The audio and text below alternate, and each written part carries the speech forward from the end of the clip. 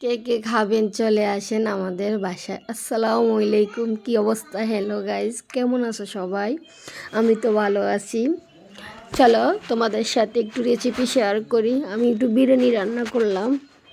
বিরিয়ানি মাংস, বিরিয়ানিতে আমি মুরগির মাংস হোক অথবা গরুর মাংস হোক, আমি সবটাই পছন্দ করি, যেটা দিয়ে করি না কেন।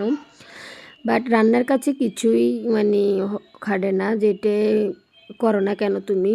টেস্ট বাবুচিটাই আগে, টেস্ট তো হবে। বাবুচি রান্না ভালো হলে টেস্টও ভালো হবে। তো তোমাদের সাথে কথা বলতে বলতে চলো মুরগিটা তোমাকে একটু দেখাই দিই।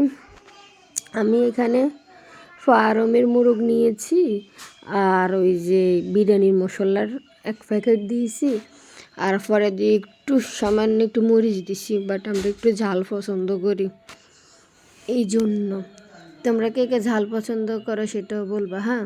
আর এই যে গাজল, আমি গাজল একসার কুচে নিয়েছি সালাদের মেশিন দিয়ে, গাজলও দিব। এই তো আমার বিরিয়ানি রান্নার মুরগিটা কষিয়ে নিচ্ছি। দেখো তোমরা, এই যে দেখো লেগ পিস। এই তো আমার আস্তে আস্তে কষানি হয়ে যাচ্ছে। এখন আমি আরও কষিয়ে নিব, তারপরে চাল দিয়ে দিব। এই যে দেখো আমি চাল দিয়ে দিচ্ছি। চাল আমি ভালো মতো ভাজা ভাজা করে নেব। তোমরা এটা খেয়াল রাখবা, চাল যত ভাজবা তত বিরিয়ানি ঝরঝর হবে। আর তোমাদের যখন একটু পিন পিন একটা শব্দ আসবে না, যে পাতিলে লেগে যায় ভাব, তখন তোমরা পানি দিবে। চাল ভাজা হয়ে যাবে, তোমরা বুঝবে এরকমভাবে। এই যে আমি গাজলও দিয়ে দিছি। গাজলেরটাও ভালো লাগে, গাজল চালও ভালো লাগে আমার থেকে খেতে। এখন আমি যেরকম চাল দিয়েছি, গাজল দিয়েছি, এখন তার ডাবল পানি দিব। 1 পট চালের 2 পট পানি দিবে।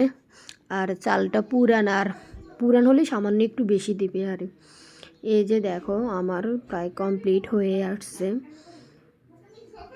দেখছো। একটু ঝরঝর হয়ে যাবে, সমস্যা নাই, এখনও হয়নি। এই যে দেখো ফাইনাল লুক। খেতে সত্যি দারুণ মজা হয়েছে। লগের চাল্লার টাটা।